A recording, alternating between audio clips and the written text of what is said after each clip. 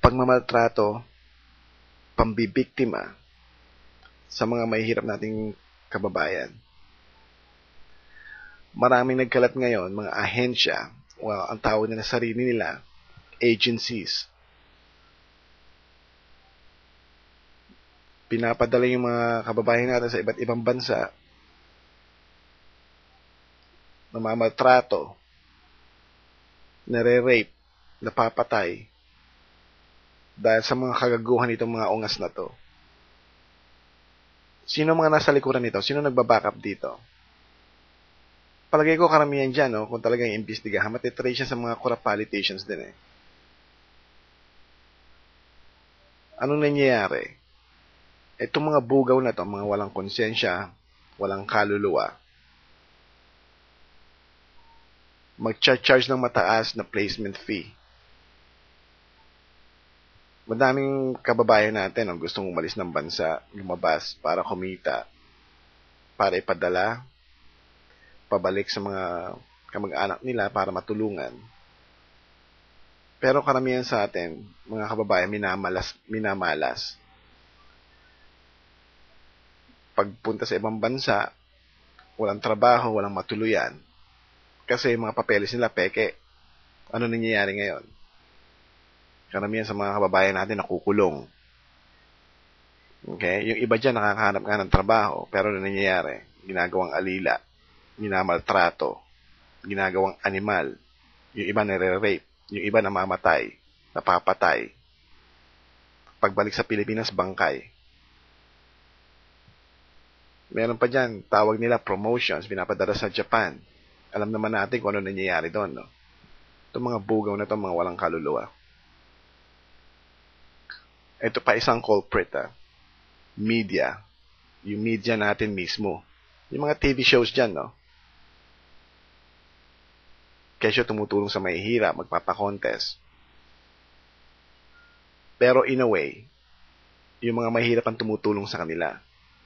Nagpapataasan ng ratings, lalo na ngayon, may TFC, may GMA, so sa overseas, no, mga subscription, pataasan ng ratings yan. Ano ginagawa nila? Ginagamit ang mga mahihirap para magdrama, para makakuha sila ng subscribers. Okay? Papaiyakin nila yung mga audience.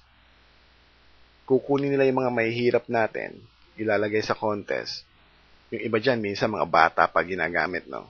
Mga musmus pa, no? Walang kinalaman sa mga kalokohan nila. Ginagamit. Ilalagay sa stage, paiiyakin. Ifo-focus pa yung bunganga, bungi. Ifo-focus yung paa, nakachinelas lang. Para makukuha ng subscribers. Kasi pera yan eh, negosyo yan, no? Ang laki ng kita niya mga yan. Dolyares ba naman overseas, no? Magsusubscribe. Lahat gagawin. Sinasakripisyo yung mga mahihirap nating mamamayan. Anong gagawin? Gagawing circus act. Pakakantahin, pasasayawin, paiiyakin.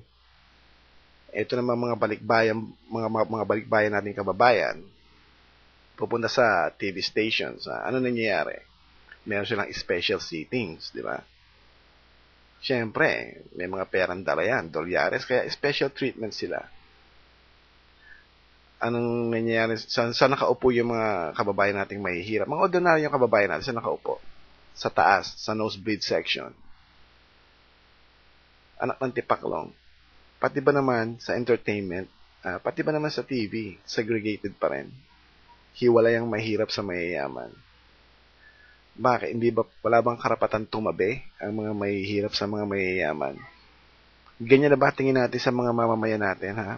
Sa karamihan nating mamamayan. Porket ba mahirap, mabaho na? Porket ba mahirap, mandurukot na? Ito namang mga balikbayan, itong mga hipokrito na to, hipokrita. Kunyari, they care, no? Anong ginagawa? Ilalabas yung mga pera nila. Gagawin pang pamaypay. Yung iba gagawin pa nilang corona. Isasabit dun sa host. Ito namang host na to, itong ungas na to, ang galing.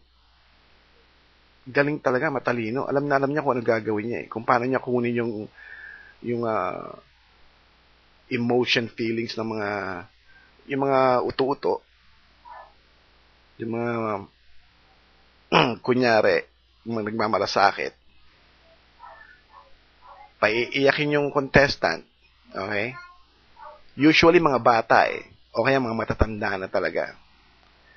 Paiiyakin, no? Talagang purposely pinapaiyak nila. Tatanungin nila ng mga tanong na talaga ang sagot ng mga nakakaiyak. Ano mangyayari? Isa-isa tong mga kumag na to, mga balikbayan. Isa-isa pupunta sa stage. Mag-aabot ng pera. Isa-isa yan, no? Nakafocus pa yung TV sa kanila. Yung camera. Ang inaabot naman, mga $1 lang. Mga pakitang tao, no? Mga, yung, kunyari, they care, pero ang gusto lang talaga nila, spotlight. Mga kumag kayo. Wala kayong konsensya. Ginagawa yung laruan yung mga mahihirap natin. Ginagawa yung amusement. Ha? Tuwan-tuwa kayo, no? Pag yung mga mahihirap natin, sinasayawan kayo. Tuwan-tuwa kayo pag yung mga mahihirap natin mga bata napapaiyak. Ha? Tuwan-tuwa kayo. Mga gunggong kayo, mga ungas, mga unggoy. Mas may respeto pa ako sa kanila kaysa sa inyo, no? Yumaman kayo sa mga kalaswaan, mga pinagagawa ninyo. Karamihan sa atin, no, nakapunta lang na ibang bansa. Pagbalik, akala mo kung sino na. Pinapamaypay pa yung mga pera. Tama ba yan? Kaya yung mga kamag-anak ko sa stage, sabi ko, huwag na mag-subscribe. Kalokohan lang yan. Ang mga yumayaman lang dyan, yung mga entertainers, yung mga may-ari ng stations. Hindi na natin kailangan gamitin ang mga mahihirap para tulungan sila, no? Hindi mo na kailangan expose. Mahihirap na yan, no? Nilalampaso nyo pa yung mga katauhan nila. Gusto nyo tumulong, no? Madaming organisasyon dyan. Madaming organizations. Okay? Ito examples ko. Bantay Bata. Gawad Kalinga. Okay? Mag-donate kayo sa mga ospital natin, no? Gumawa kayo ng negosyo sa Pilipinas para yung mga tao merong trabaho. Hindi yung mga kalokohan na ginagawa ninyo, ginagawa nyo yung circus show, yung mga buhay ng mga mahihirap natin, mga tao natin, mga bata, walang kinalaman sa mga kalokohan. Naging biktima na ng gobyerno, bibiktima nyo pa uli. Ginagawa nyo yung double kill, no? Patay na nga.